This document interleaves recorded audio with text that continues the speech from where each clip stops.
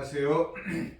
오늘은 가정의 달을 맞이해서 어린이 주일을 맞이해서 요한복음 1장 10절에서 12절 말씀 행복한 자녀들이라는 제목으로 말씀을 나누고자 합니다.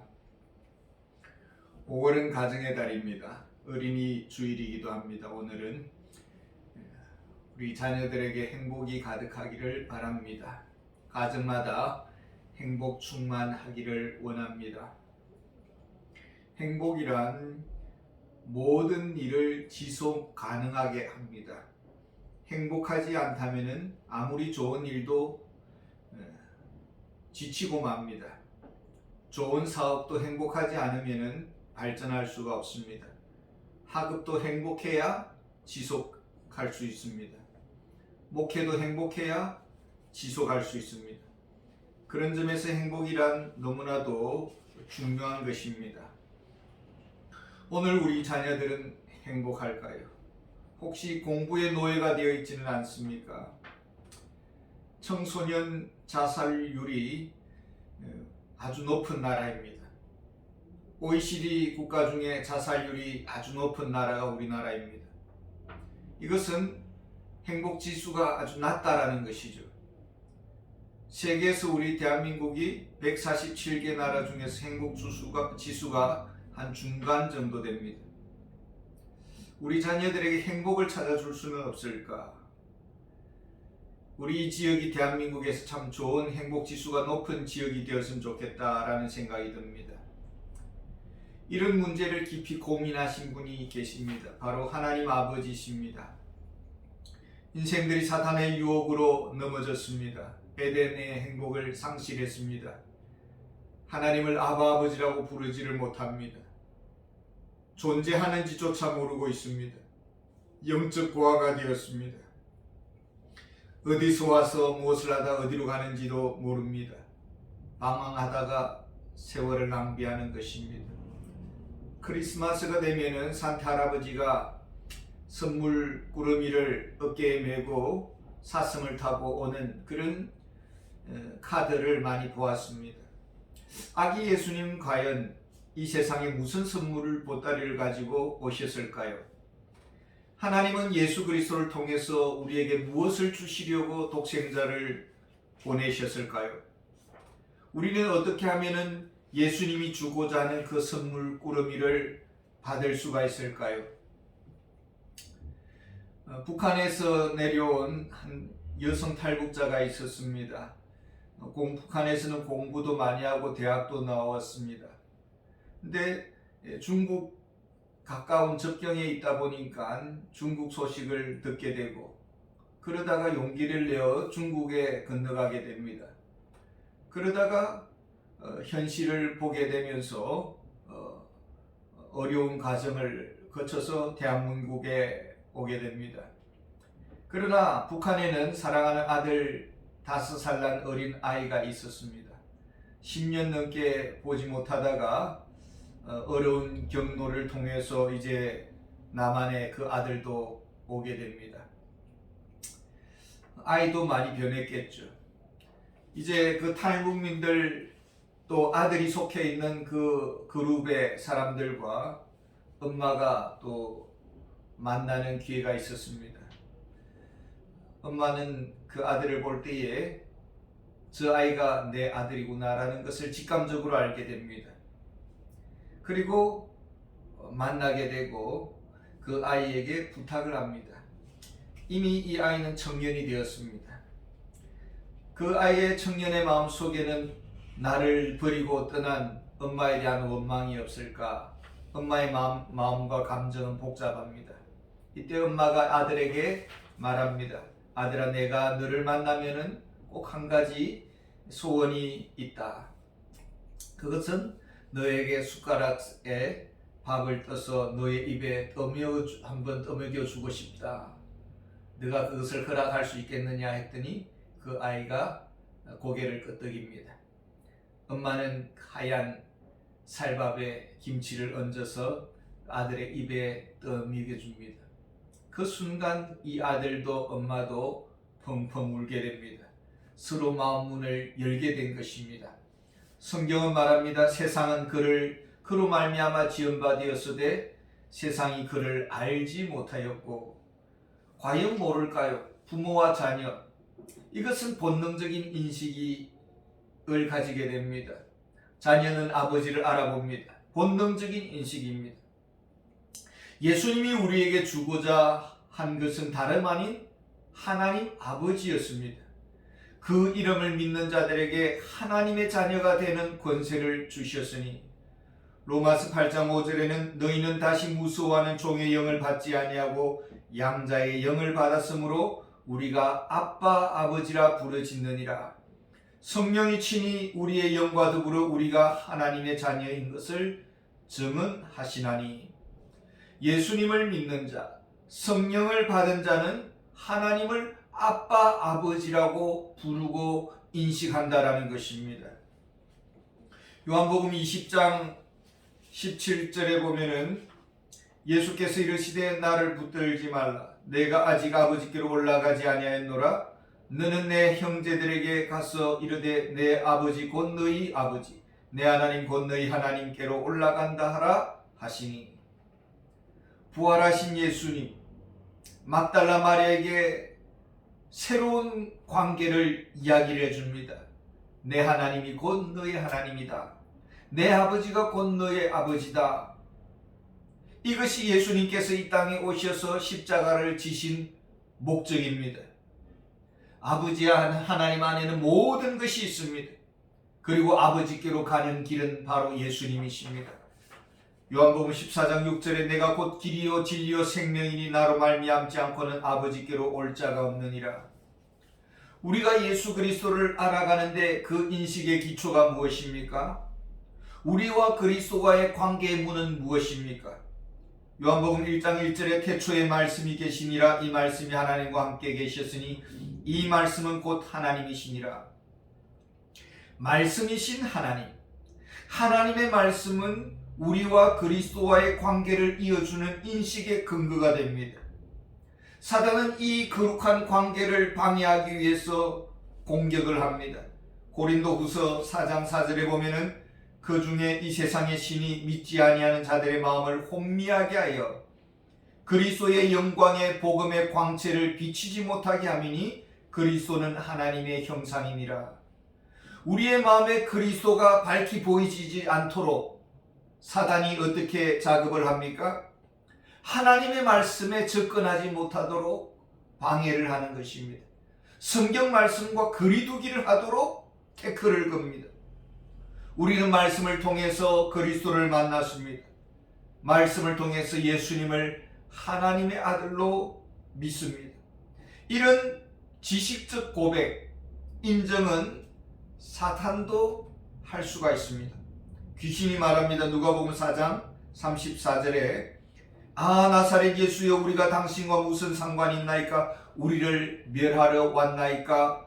나는 당신이 누구인 줄 아노니 하나님의 거룩한 자니이다. 귀신도 예수님을 하나님의 거룩한 자로 인식을 했습니다. 알았습니다. 그런데 알기는 아는데 그분을 환영하지는 않습니다. 영접하지는 않습니다. 이것이 불신자의 특징이요 귀신의 특징입니다. 그리스도를 즐거워하지 않습니다. 이단들이 성경 공부를 열심히 합니다. 그런데 문제는 그리스도를 사랑하지도 않고 환영하지도 않습니다. 자신들이 따르는 교주를 신봉하게 되는 것입니다. 제가 TV 채널을 불교 TV 채널을 보고 있었습니다. 스님이 이렇게 불교 신도들에게 무엇을 가르치나 궁금해서 보았습니다. 이때 제 아이가 오더니 제 아이가 초등학교나 중학교 1, 2학년 때인 것 같습니다. TV를 끄더니 이딴 것 왜 보느냐고. 저는 이런 거 보면 머리가 아프다고 그러는 거예요. 누가 지보고 보라고 한 것도 아닌데 본능적으로 거부를 하는 거죠. 우리가 믿음의 대상 앞에 반응이 분명히 나타납니다. 십자가 앞에서 헬라 철학자들은 십자가를 믿는 그리스도인들을 향해 어리석다라고 생각을 하는 것이죠. 왜 이 좋은 철학이 있는데, 왜 이 좋은 철학의 길이 있는데 그 철학을 믿지를 않느냐라는 것이죠.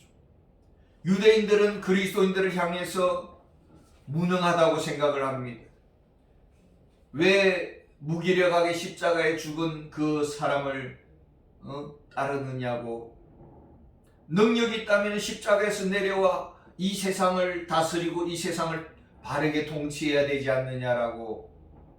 십자가에 달려 죽은 예수를 무능한 자로, 그리고 그를 따르는 그리스도인들을 무능한 자로 보는 것이죠. 밤낮 교회 와서 울고 불고 기도하고. 그러니까 여기에서 이것을 본 아직 믿음이 몇 뿌리가 내려지지 않는 젊은 신앙인들은 자기들도 같이 정죄를 당할까봐 교회와 거리 두기를 하고, 가족들이 교회 다니니까 어쩔 수 없이 나가주긴 나가주는데 세상 사람들이 무식한 사람이라고 취급할까봐 교회와 거리 두기를 하는 것이죠. 그래서 여기에 또 끼지도 못하고 저기에도 끼지 못하고 불행한 삶을 살아가는 것입니다. 회색지대에 머물면서 믿음 생활의 그 기쁨과 감격을 모르는 것입니다. 늘 우울하고, 오히려 우리 그리스도인들이 불신자보다도 더 불행한 모습으로 살아갈 때가 얼마나 많은지 모릅니다. 어느 식물학회에서 대회가 있었습니다. 누가 꽃을 가장 잘 이렇게 피우나 하고 갖고 왔느냐 하고 대회가 있었는데 1등을 한 사람이 있었습니다. 그 1등한 사람에게 어떤 분이 찾아가 물었습니다.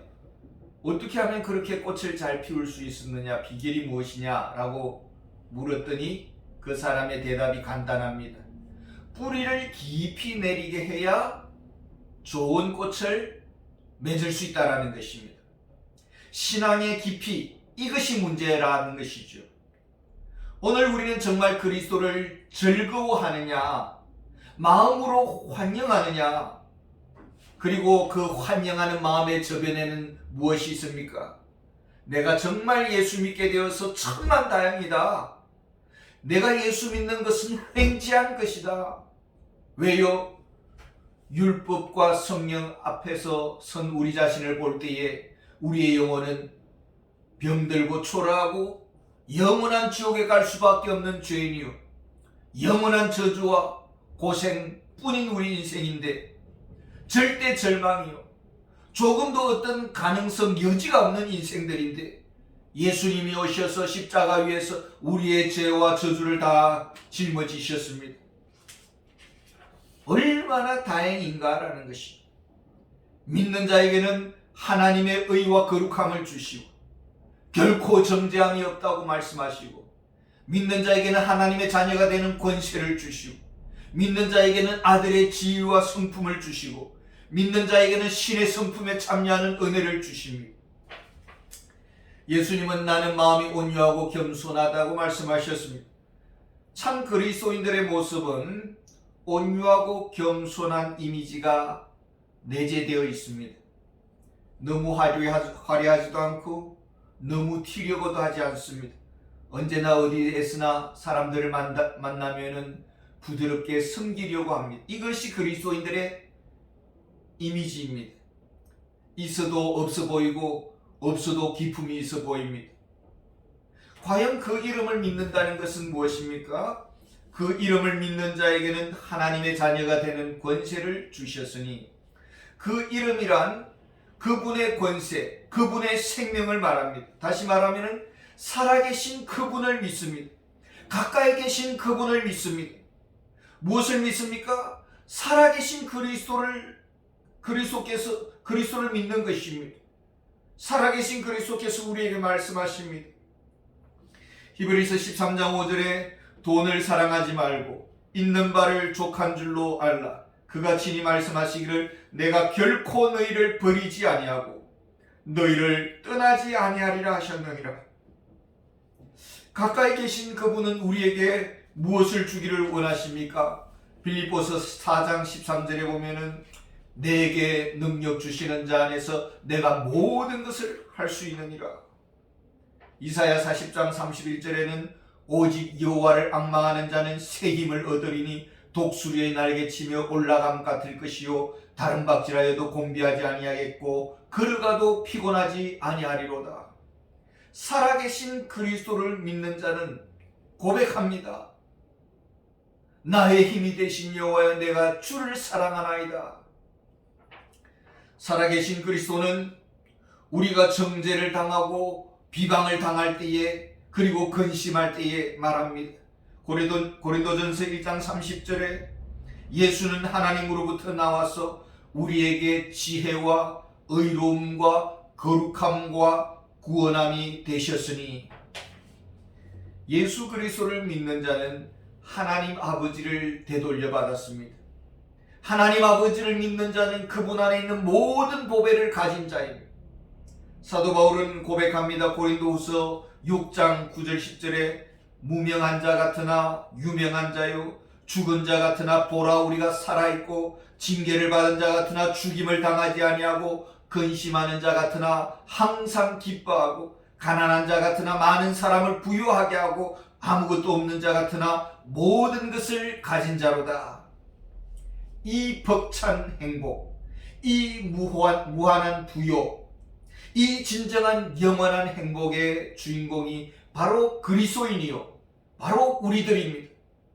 이 믿음으로 우리 청소년들이 행복하고, 우리나라가 행복하고, 우리 이 땅의 사회가 행복한 사회로 변화되는 은혜가 있기를 간절히 원합니다. 감사합니다.